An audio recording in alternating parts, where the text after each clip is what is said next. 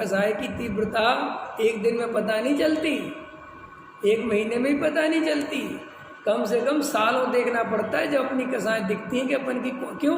कभी कभी ऐसा उदय चलता है कसाय बिल्कुल मंद पड़ती चली जाती है, अपन को लगता है कि अपने पर कोई भाव ही नहीं बचे। देखिए आपने नोटिस किया 6-6 महीने 8-8 महीने आपको ऐसा लगने लगेगा मुझे कुछ नहीं। कोई आपसे बात भी करेगा कुछ नहीं रखा, आपको लगेगा कोई आपको देख के समझेगा कि इनको अब बिल्कुल वैराग्य है। लेकिन कब 10 महीने बाद 12 महीने बाद 2 साल बाद आपकी कसा इतनी तीव्र हो जाए कि आप खुद सोचने लग जाओ कि अभी क्या हो गया मेरे को। तो ये समझा रहे टोडामल जी साहब, वस्तु स्वरूप समझा रहा है कि चारित्र मोह का उदय कभी पता नहीं चलता कब तीव्र हो जाए। इसलिए सोच समझ के, समझ में आया ना, निर्वृत्ति या प्रवृत्ति, खाली प्रवृत्ति की बात नहीं है, निर्वृत्ति भी और प्रवृत्ति भी सोच समझ के भाई जल्दी शादी विवाह कर लेना, जल्दी ऐसे नहीं करना, हर चीज़ समझ के विचार करके देख के। तो फिर ऐसा आता कि साहब तत्वज्ञानी निर्वृत्ति ले, है ना, तो तत्वज्ञानी निर्वृत्ति ले ऐसा समझाने की जरूरत नहीं है। जिसको तत्वज्ञान होगा, जिसकी कसाय मंद होगी, जिसका अनुभाग कम होगा, जिसको तीव्र भाव नहीं बनेंगे, वो प्रवृत्ति करेगा क्यों?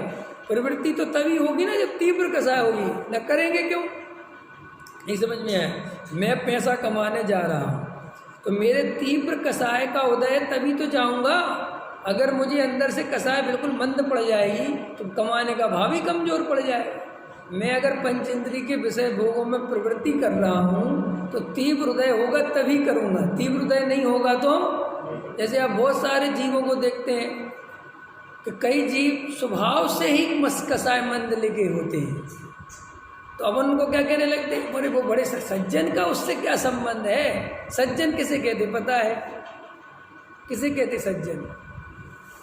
सज्जन माने होता सत प्लस जन, जिसे सत्य स्वरूप की खबर है, जिसे सत्य स्वरूप की श्रद्धा है, वो सज्जन होता है। एक कसाय की मंदता तीव्रता से सज्जन का चक्कर नहीं है। कोई व्यक्ति आपको इतना मंद कसाई मिलेगा कि आप देखोगे कि ये व्यक्ति हमसे अच्छा है, आपको ऐसा लगेगा कि ये धर्म नहीं जानता, इसको कुछ खबर नहीं, लेकिन इसकी ईमानदारी देखो, इसका ये देखो। तो भैया कई लोगों को ऐसा चारित्र मोह कमजोर जाति का चलता है तो उनको ऐसे भाव नहीं आते, और किसी किसी के चारित्र मोह का उदय तीव्र होता है तो ये मान कसाय आपको दुख देती है, तकलीफ देती है। तो ये समझने पर भी, टोडामल जी कह रहे जानने पर भी कि ये कसाय दुख रूप है, लेकिन जब तीव्र उदय आता है तो वो किसी की सुनती नहीं है, वो बिल्कुल काम वैसे ही होता है। और ये हजारों उदाहरण भरे पड़े हुए हैं, हजारों। ये आगम ये समझाता है सब। रावण को सब कुछ पता था, सब, कि मैंने गलती कर ली है, ये बहुत ठीक नहीं है, सब पता था रावण को। लेकिन रावण को एक कसाय बहुत काम करती थी, मान। उसको लगता था मैं अर्ध चक्रवर्ती, मैं कैसे एक सामान्य व्यक्ति के सामने हार मान के इसको पत्नी दे दूँ। जबकि रावण की क्या प्लानिंग थी कि युद्ध जीतूंगा, हरा दूंगा और फिर वापस कर दूंगा। देखो कैसा कैसा भाव।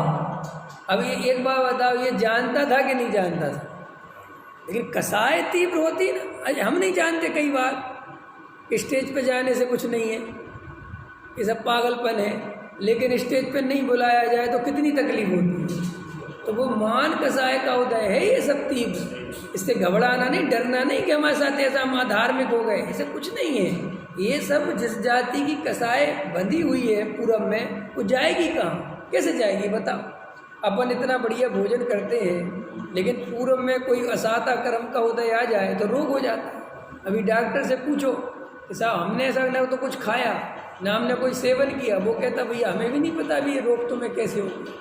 लेकिन पूरब का उदय है तो होता है, तुम करोगे क्या?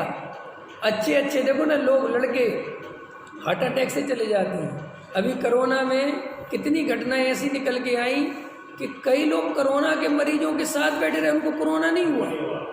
कई लोग तो पूरी दुनिया में घूमते रहे, उनको कोरोना नहीं हुआ। और कई लोग बेचारे घर में छुपे रहे, उनको हो गया। लेकिन इसका मतलब ये भी नहीं कि साहब वो जो घूम रहे थे उनको नहीं हुआ, ऐसा भी अर्थ नहीं, घूमने वालों को भी हुआ। लेकिन मूल में वही कर्म, ये आरोप ऐसा मत लगाओ ऐसा वो घूमने वाले डरे नहीं इसलिए नहीं हुआ, ऐसा कुछ नहीं है। ऐसे बहुत से बहादुर शाह निकले और निकल ही गए संसार से, तो कुछ नहीं होता कोरोना, वो भी चले गए। तो वो तो उदय है। जब तक तुम्हारा आयु कर्म, जब तक तुम्हारा शरीर का स्वस्थ नाम कर्म का उदय, कुछ नहीं होता।